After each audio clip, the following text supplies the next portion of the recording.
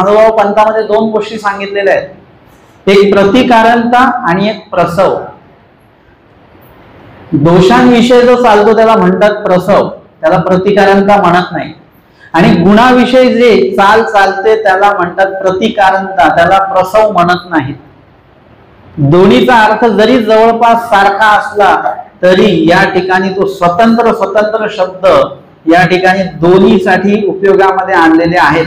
पापासाठी प्रसव आणि चांगल्या गुणासाठी जे आहे ती प्रतिकारणता.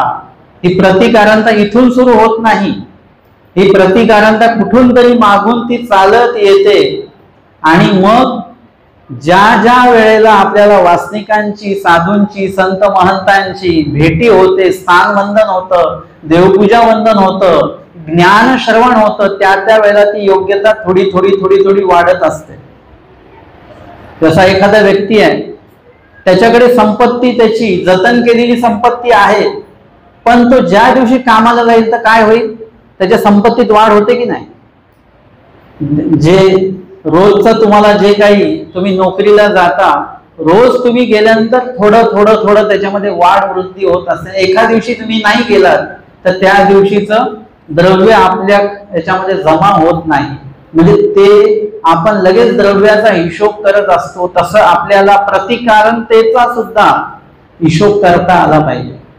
आणि म्हणून ह्या सर्व गोष्टी ज्या आहेत, प्रसव असेल, जसं मी एक अजून उदाहरण देत असतो की आपण आता या सोहळ्यामध्ये उपस्थित झालो, कशासाठी उपस्थित झालो, गुणासाठीच उपस्थित झालो.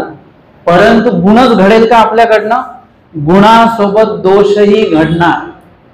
स्वामींनी सांगितलं विधी करिता विधी स्फुरे, विधी करिता अविधी परिहरे आणि विधी करिता अविधी संचरे. म्हणजे हे वचन सांगायला देव विसरले नाही, ही पण एक बाब देवाने सांगून ठेवली.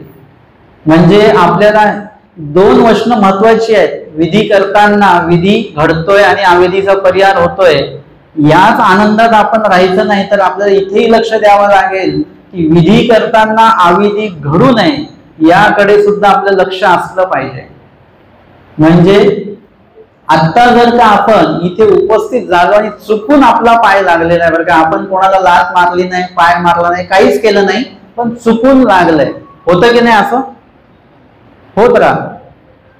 किंवा आपण एखादं वाक्य किंवा शब्द असं काही बोललो की जेणेकरून समोरचा व्यक्ती दुखावला गेला, तुमचा काहीच हेतू नाहीये, तुमचा हेतू शुद्ध आहे, पण समोरचा व्यक्ती दुखावला गेलेला आहे.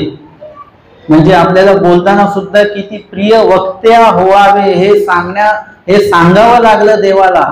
कारण की आपण एखादी चांगली गोष्ट सुद्धा चांगल्याच पद्धतीने आपल्याला सांगता आली पाहिजे, कोणीच कुठे दुखवता कामा नाही.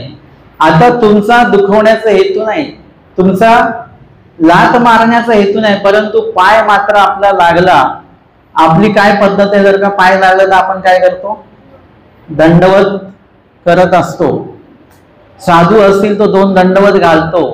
माझं म्हणणं आहे की वासनिक जरी असले तरी त्यांना सुद्धा दंडवत घातले पाहिजे.